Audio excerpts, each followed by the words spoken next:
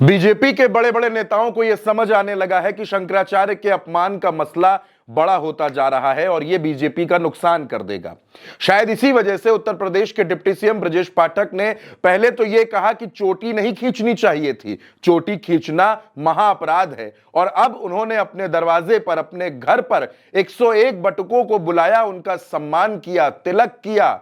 इस दौरान बटुकों ने भी ब्रजेश पाठक को खूब आशीर्वाद दिया। ब्रजेश पाठक ने बटुकों को जलेबी भी खिलाई और अपनी पत्नी नम्रता पाठक के साथ इन बटुकों का स्वागत किया, सम्मान किया।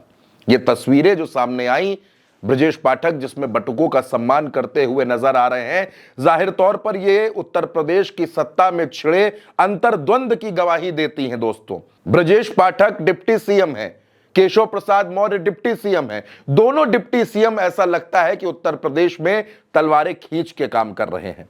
जब शंकराचार्य का अपमान हुआ, जब वो मसला बड़ा हुआ, धरना शुरू हुआ, तो केशव प्रसाद मौर्य ने शंकराचार्य को भगवान बताते हुए, उनसे क्षमा याचना करते हुए यह कहा कि आप अपना धरना समाप्त करें, स्नान करें। लेकिन शंकराचार्य बिना स्नान किए प्रयागराज से लौट गए और अब तकरीबन 1 महीने बाद ब्रजेश पाठक को इस बात का एहसास हुआ कि बटुकों के साथ गलत हुआ था। एक न्यूज चैनल के कॉन्क्लेव में ब्रजेश पाठक ने यह कहा कि चोटी खींचना महाअपराध है और आप देखिएगा कई साल बाद भी जिन्होंने भी यह किया होगा उनको इसका पाप लगेगा। अखिलेश यादव ने भी इस पर खूब तंज कसे, खूब अखिलेश यादव ने इस पर बीजेपी पर निशाना साधा और अब ब्रजेश पाठक ने यह बयान देने के कुछ ही घंटों बाद अपने घर पर बटुकों का स्वागत किया, सम्मान किया। और यह कार्यक्रम करते ही ब्रजेश पाठक मोहन भागवत से मिलने चले गए। संघ प्रमुख मोहन भागवत से लखनऊ के निराला नगर में मोहन भागवत ब्रजेश पाठक की 40 मिनट की बैठक हुई, बातचीत हुई। क्या उत्तर प्रदेश में जो अभी तक लड़ाई अंदर अंदर नजर आ रही थी, दबी जुबानों से नजर आ रही थी, वो खुलकर आ गई है? ब्रजेश पाठक ने अपने उस इंटरव्यू में बहुत सी ऐसी बातें कही हैं जो सत्ता में बैठे सत्ताधीशों को चुभने वाली हैं।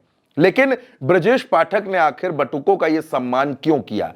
क्या उत्तर प्रदेश में लड़ाई अब एक दूसरे के आगे निकल जाने की छिड़ गई है? क्या उत्तर प्रदेश में जो बीजेपी के अंदर कलह मची हुई है वो ये साफ तौर पर बता रही है कि उत्तर प्रदेश में कभी भी कुछ भी हो सकता है? मुख्यमंत्री योगी आदित्यनाथ और केशव प्रसाद मौर्य, इनके बीच की राजनीतिक दूरियां हर किसी को समझ आती थी, लेकिन अब ब्रजेश पाठक क्रीज पर उतर गए हैं और ब्रजेश पाठक खुलकर वो सारे काम कर रहे हैं जिन पर योगी आदित्यनाथ ने अपनी कभी कोई सहमति नहीं दी या उन्होंने खुलकर उस पर कुछ बोला नहीं।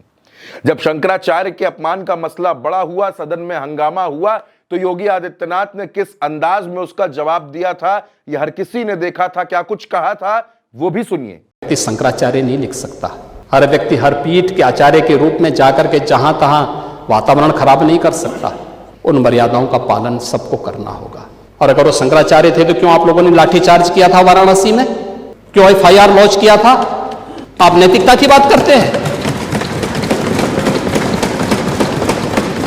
4.5 करोड़ श्रद्धालु जहां पर आए हों, वहां पर जो एग्जिट गेट है, जहां से श्रद्धालु बाहर निकल रहा है स्नान करके, उस द्वार, उस पेंटून से, उस मार्ग से किसी को बाहर निकलने का कोई वो नहीं, क्योंकि उससे अंदर जाने का कोई प्रयास करता है तो एक नए स्टैम्पेड को जन्म देता है, वहां पे नए भगदड़ को जन्म देता है, श्रद्धालुओं के जीवन के साथ खिलवाड़ करता है।